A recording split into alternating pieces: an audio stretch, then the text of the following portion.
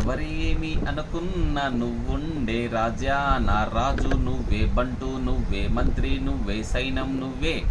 నమస్తే ఫ్రెండ్స్, నేను మీ అనంతమరి స్వామి. నువ్వు సాధారణ వ్యక్తి కాదు, నువ్వు ఎక్స్ట్రాడినరీ పర్సన్గా మారాలనుకుంటే వెల్త్ క్లబ్ అనే కమ్యూనిటీలో జాయిన్ అవ్వండి. Great things take time friends. గొప్ప గొప్ప విషయాలు సమయాన్ని తీసుకుంటాయి. Start with smallest, practice with easiest అని చెప్తారు. సో మీరు టైంని వృధా చేసినట్టయితే జీవితాన్ని కూడా వృధా చేసిన వారు అవుతారు. సమయాన్ని ఎవరైతే సద్వినియోగం చేసుకుంటున్నారో వారే లీడర్ అవుతారు ఫ్రెండ్స్. సీఎంకైనా, పిఎంకైనా, లీడర్కైనా, లేబర్కైనా, నాకైనా, మీకైనా అందరికీ 24 గంటలు ఉన్నాయి. Do tomorrow's work today, do today's work right now. రేపటి పనులు ఈరోజే చేయాలి, ఈరోజు పనులు ఇప్పుడే చేయాలి. అది లీడర్కు ఉండే లక్షణం ఫ్రెండ్స్. నీ భవిష్యత్తుని నువ్వు క్రియేట్ చేయాలి అంటే what you do today but not tomorrow.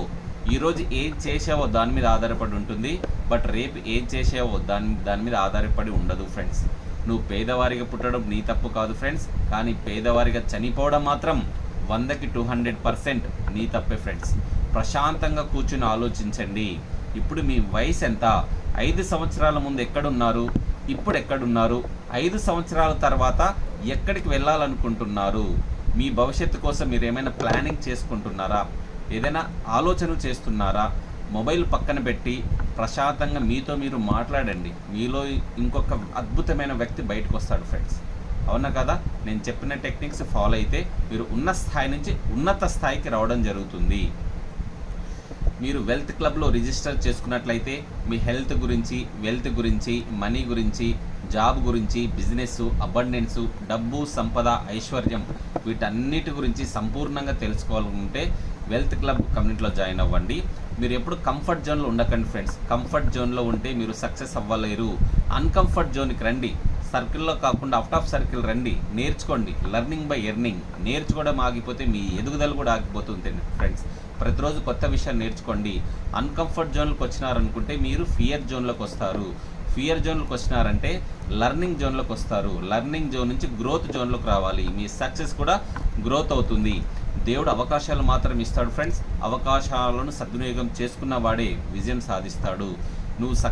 నీవు సాధించే విజయం ఎలా ఉండాలంటే నిన్ను విమర్శించిన వాళ్ళే నీ అపాయింట్మెంట్ కోసం ఎదురు చూసే విధంగా ఉండాలి ఫ్రెండ్స్. అది సక్సెస్ అంటే.